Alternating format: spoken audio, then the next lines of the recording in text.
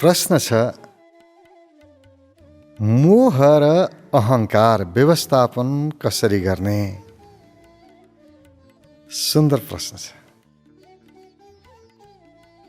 मोह र अहङ्कार भन्दा पनि काम, क्रोध, लोभ, मोह सबै, अहङ्कार सबै, जसलाई हामी भित्र रहेका मनका वृत्तिहरूमा नकारात्मक वृत्तिको रूपमा लिन्छौँ। मनका दुईटा वृत्तिहरू छन्, सकारात्मक, नकारात्मक। दया, प्रेम, करुणा, सहयोग, सेवा, यी सकारात्मक क्षेत्रहरू भए। लोभ, घृणा, ईर्ष्या, द्वेष,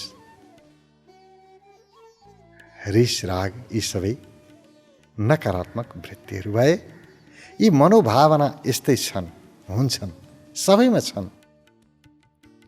र मूल प्रश्न छ, छन त छन्, यसको व्यवस्थापन चाहिँ कसरी गर्ने? कुनै पनि कुरा छ, त्यसलाई व्यवस्थित गर्नुपर्छ। र मोह या क्रोध, लोभ या ईर्ष्या, यिनीहरू हरेक व्यक्तिमा हुन्छन्। व्यक्तिको स्वभाव हो, गुण हो। कहिले सुसुप्त अवस्थामा रहन्छन्, कहिले जागृत अवस्थामा रहन्छन्, फरक त्यति मात्रै हो। वातावरण राम्रो छ, बाहिर सबै कुरा मिलेको छ, आफूले भनेको जस्तो छ, आफूले भनेको जस्तो सबै कुरा भइरहेको छ भने रिस उठ्छ र? उठ्दैन नि। जब आफूलाई चित्त बुझ्दैन, आफूले भनेको विपरीत कसैले गर्छ, अनि रिस उठ्छ। आफै त्यो सुसुप्त अवस्थामा रहेका मनोभाव जागृत हुन्छन्। मन पनि भावना पनि एकैपटक सक्रिय हुन्छ। हामीले थाहा पाइकन पनि या थाहा नपाइकन पनि आफै हुन्छन्। कति कुराहरू हामीलाई याद हुन्छ, कति हुँदैन, अनायास हुन्छन्। किनभने ती छन्, भएको कुरा निस्किन्छन्। अब कति मानिसहरू भन्छन् काम, क्रोध, लोभ, मोह, ईर्ष्या, द्वेष यी सबै त्याग्न योग्य छन्। त्याग, कहाँ लगेर त्याग्नु नि? रिसलाई त्यागेर त्याग्न सकिन्छ र? अब क्रोधलाई त्याग्ने भन्यो, अहिले त त्यागेको छ नि। सबै कुरा राम्रो भएको बेलामा आफूले भन्या जस्तो छ भने रिस त्याग्नै पर्दैन, आफै त्यागिन्छ। रिसै उठ्दैन, सकियो, त्यागियो। तर जब आफूलाई चित्त नबुझ्ने कुरा हुन्छ, यस्तो रिस उठेर आउँछ, कतिखेर त्याग्नु नि? त्याग्न सकिँदैन। त्यसकारण कसैले यो काम, क्रोध, लोभ, मोह, ईर्ष्या, द्वेष त्याग भन्छ भने यो असम्भव कुरा, हुनै सक्दैन र यस्तो कुरा गर्नुको केही अर्थ छैन। त्यागिँदैन। हाम्रा भित्री सूक्ष्म शरीरको अङ्गहरू हुन् यिनीहरू। आफ्नो शरीरको अङ्ग पनि त्याग्न सकिन्छ र? ल तिमी मुटु त्याग, कलेजो त्याग, फोक्सो त्याग भनेर हुन्छ र? हो, त्यस्तै हो। काम, क्रोध, लोभ, मोह, ईर्ष्या, द्वेष हाम्रो सूक्ष्म शरीरका अङ्ग हुन्। त्यसकारण यी त्याग्न सकिन्न। त्यो व्यवस्थापन कसरी गर्ने त? अब प्रश्न उठ्छ, त्याग्न सकिन्न भने कसरी व्यवस्थित गर्ने? लोभ पनि छ, ईर्ष्या पनि छ। अलिअलि अर्काको देखेर डाहा भइहाल्छ क्यारे। जतिसुकै जेसुकै भने पनि अरूको खुसीमा सधैँ रमाउन कहाँ सकिन्छ र? अरूले प्रगति गरे देखेर सबैजना खुसी हुन सक्दैन। सबैजना के अधिकांश सक्दैन। अब डाहा त हुन्छ, गुण हो नि, आउँछ। तर त्यसलाई छ भनेर मात्रै हुँदैन, त्यसलाई प्रयोग गर्न जान्नुपर्छ। प्रयोग गर्न जान्यो भने सबै कुरा शक्ति हो। फेरि सबै काम लाग्छ। प्रेम मात्रै होइन, घृणा पनि काम लाग्छ, रिस पनि काम लाग्छ। तर प्रयोग गर्न चाहिँ जान्नु पर्यो। रिस उठ्यो भन्दैमा जहाँ पनि रिसाउन सकिन्छ र? ल ठिक छ, आफूभन्दा कमजोर रहेछ भने त रिसाउँला अरे, मजाले रिसाए हुन्छ, झगडा गरे हुन्छ। आफूभन्दा बलियो रहेछ भने कसरी रिसाउने नि? रिसायो भने आफै पिटाइ खाइन्छ। त्यस्तो बेलामा कोही रिसाउँछ? सारा रिसहरू भनेको सबै रिस आफूभन्दा कमजोरलाई थोपर्ने हो कि आफूभन्दा बलियोलाई कसैले रिसाउन सक्दैन। रिस उठ्दैन बलियोसँग। रिस उठिहाल्यो भने पनि व्यक्त गर्दैन, भित्रभित्रै दबिन्छ। यहाँ यो भन्नु पर्दैन कि तिमी रिस त्याग, क्रोधलाई त्याग भन्नु पर्दैन। आफूभन्दा बलियोको अगाडि बस्यो भने क्रोध आफै त्यागिन्छ, त्याग्नु पर्दैन। सबैले आफूभन्दा कमजोरलाई हेप्ने हुन् कि कमजोरकै अगाडि रिस उठ्ने हो। आफूभन्दा दुर्बल भेटायो भयभरको रिस पोख्यो भने बलियोलाई सकिँदैन।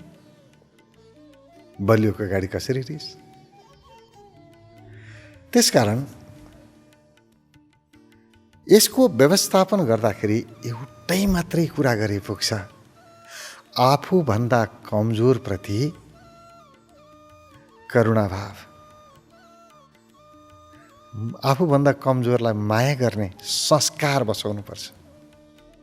आफूभन्दा बलियोलाई माया गरिरहनु पर्दैन, बलियोलाई सम्मान गरिरहनु पर्दैन, इज्जत दिनु पर्दैन।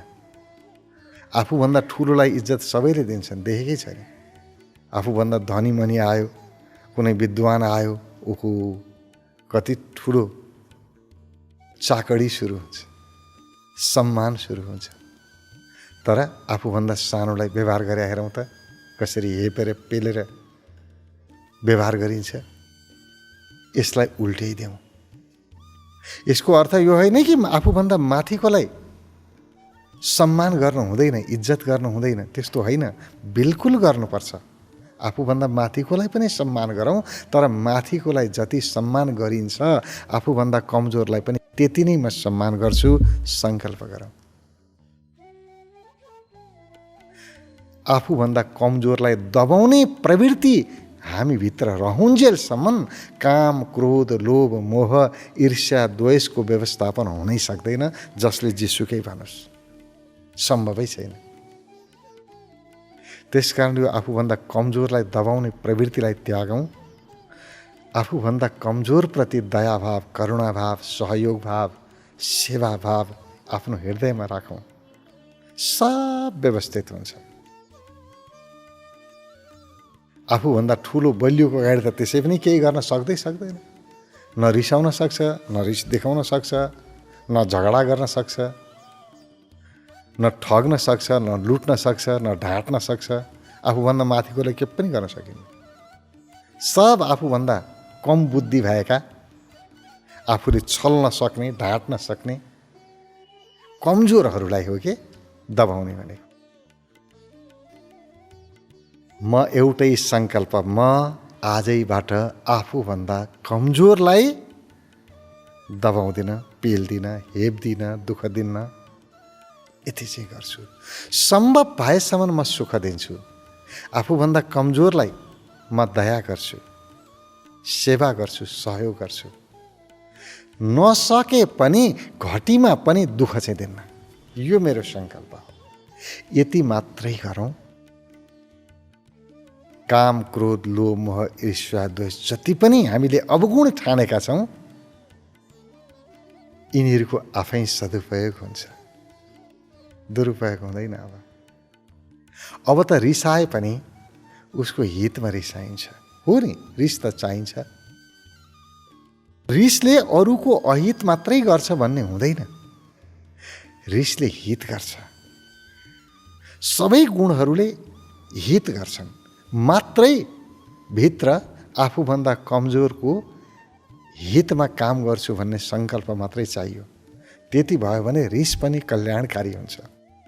जस्तो उदाहरणको लागि आमालाई पनि त छोराछोरीप्रति रिस उठ्छ नि। रिस उठ्नु स्वाभाविक कुरा हो। एउटा काम गर भने अर्को गरेको छ, गलत काम गर्यो, किन बच्चा हो, जान्दैन, गलत कुरा गरिदिन्छ, आमाको थप्पड खान्छ।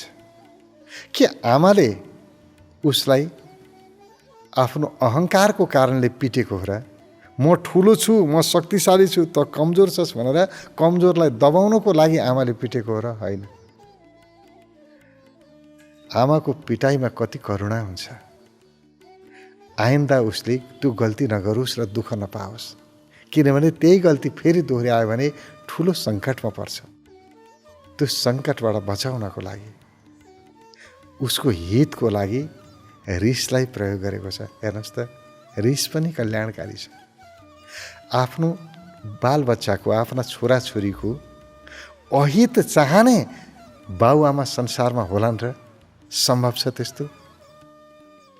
आफ्नो सन्तानको अहित चिताउने बाबुआमा हुनै सक्दैनन्, असम्भव।